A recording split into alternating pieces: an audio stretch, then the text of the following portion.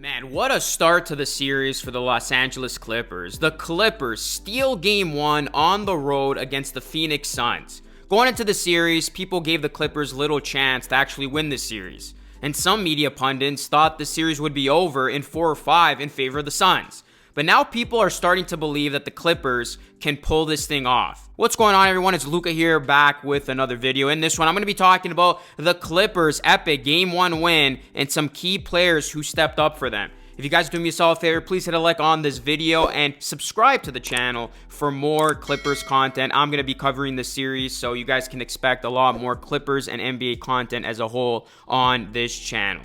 So with my team, the Toronto Raptors, not in the playoffs, I'm going to be rooting for the Clippers and Kawhi Leonard. If you've been following me on this channel over the years, you know I'm a big Kawhi guy, and the reason is pretty obvious. Kawhi Leonard helped the Toronto Raptors win the NBA championship in 2019, and he is a legend here in Toronto. And Kawhi reminded us just how scary he is come playoff time. Embiid once said, he turns into freaking Michael Jordan in the playoffs. Kawhi Leonard was the best player on the court in this game, outdueling Kevin Durant down the stretch. Kawhi Leonard went to work in his mid-range, which was a thing of beauty to watch. Kawhi had 38 points, 5 assists, 5 rebounds on 54% shooting from the field, and his elite mid-range work was on full display. He put the Clippers on his back down the stretch, and I was getting flashbacks of Kawhi's 2019 run. In the second half of this one, Kawhi Leonard had 25 second half points. Kevin Durant, Devin Booker, and Chris Paul combined for 24 points. Kawhi Leonard outscored the Suns' big three. People forget how good of a player Kawhi really is because he's dealt with injuries and load manages. But in my mind, Kawhi Leonard is still the best player in the world. And it's not like this has come out of nowhere. I mean, Kawhi has been playing some of his best basketball now over the last month or so. He was getting warmed up just in time for the playoffs, and now we're seeing how lethal he really is. Kawhi Leonard is currently the closest player we have to Michael Jordan. When he's locked in and gets to his spots, you can't stop him. He had a pair of late triples too in this one. If Kawhi Leonard continues to be the best player in the series, the Clippers got a real shot here. But for as good as Kawhi Leonard was, it wasn't just Kawhi Leonard who showed up in this one. The Clippers' depth, which was something that people were saying the Clippers had a significant advantage in over the Suns, was on full display in this one as well. By contrast, the Clippers got 14 points alone from Norman Powell and 34 bench points overall. The Suns only got 10 bench points. The Clippers ran with a 4-man bench and it worked. Mann had 10, Plumlee had 7, Highland had 3, and Norman Powell, of course, had 14, which was huge. I think with Paul George being out for this entire series, Powell's going to have to step up and continue to inject some offense from off the bench if this team wants to sustain this success throughout the series. And we know Powell can explode offensively, so I think he's a player to watch out for. Aside from Powell, Eric Gordon was huge. When the Clippers acquired Gordon, I thought it was one of the most underrated moves. Eric Gordon is a veteran player who is already familiar with this Clippers organization. No one's really talking about it, but Eric Gordon was a beast in Game 1. He was a big reason why the Clippers got off to that big lead against the Suns. Eric Gordon had 12 points in the first quarter on 83% shooting, and he was perfect from deep. Gordon is another guy who can help make up for the loss of George's offense in this series. And then I gotta talk about Russell Westbrook, man. If I told you that Russell Westbrook would go 3 for 19 from the field and the Clippers would still go on to win Game 1, you would not have believed me. Funny enough, Russell Westbrook is now 2-0 when he's had this type of shooting night from the field. Russell Westbrook couldn't help the Clippers with his offense, and at times, he was seen as a huge offensive liability. But man, did he impact this game in every other way possible.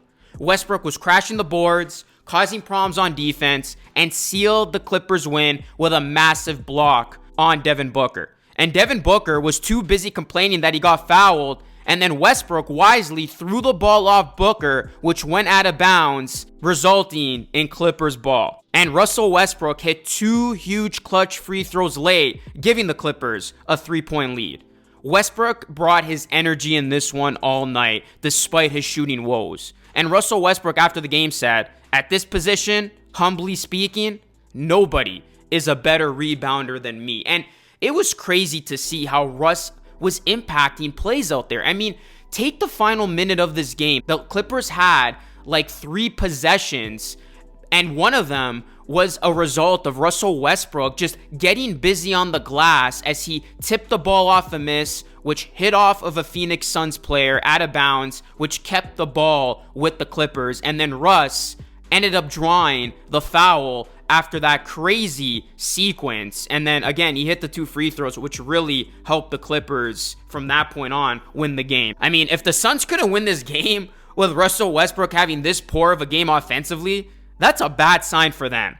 The Clippers defense deserves praise in this one as well. They held the Suns to a 108.9 offensive rating, 9.1 points below their season average, and the Clippers forced the Suns more into the mid-range with their shots. And while Durant, Booker, and Chris Paul are comfortable shooting from there, the Clippers were happy to trade mid-range 2s for 3-pointers all night.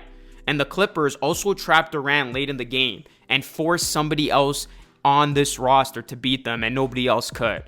And Ty Lue, he really outcoached Monty Williams in game 1, and the pressure is now all on Monty Williams in game 2 to make the adjustments. I mean, Monty Williams was not good in this one for the Suns. He didn't play the Suns' best bench scorer in TJ Warren. He closed out quarters with Okogie, Wainwright, Biyombo, Shamet, which got outscored 1-11 in a 5-point loss, and he used KD as a role player, especially down the stretch. I mean, how KD didn't have the ball in his hands late in this game is beyond me. You acquired Kevin Durant to be your best player, and the fact that the Suns didn't have Kevin Durant with the ball in his hands down 3 during that final possession is crazy. I mean, the Clippers, if they can not have to deal with KD in that prominent role, they're going to be laughing the rest of the way. So Monty Williams, the pressure is on him. And Ty Lue, we forget how good of a coach he actually is. In my opinion, he's one of the best coaches in the NBA, and in game 1 he proved it. The Clippers are going to need more nights like this with Paul George out for the series. The question is going to be from here on out, can they sustain it? This series is far from over, don't get me wrong. It's only 1 game, and I do expect the Suns to make their adjustments and the Suns to come out flying. But I do think this is going to go the full 7, as I predicted. But the pressure is now on the Phoenix Suns.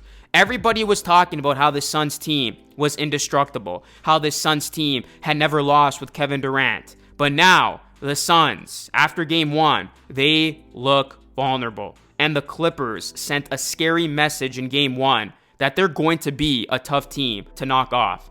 So how do you see this series playing out from here, guys? Let me know your thoughts on game 1 in the comment section down below, and let me know your overall thoughts as well. Also, guys, please hit a like on this video, and please subscribe to this channel for more Clippers and NBA content. Like I said, I will be continuing to cover this series along with some other NBA playoff series. The NBA playoffs are here, man, and they got off to a rocking start. This weekend was awesome, and we got a lot of great series here in the first round to continue to look forward to. So we will see how these series ultimately play out, including this one. But yeah, guys, as always, thank you so much for watching. Your continued support is greatly appreciated. This is Lucas signing off, and I will catch you all again in the next video.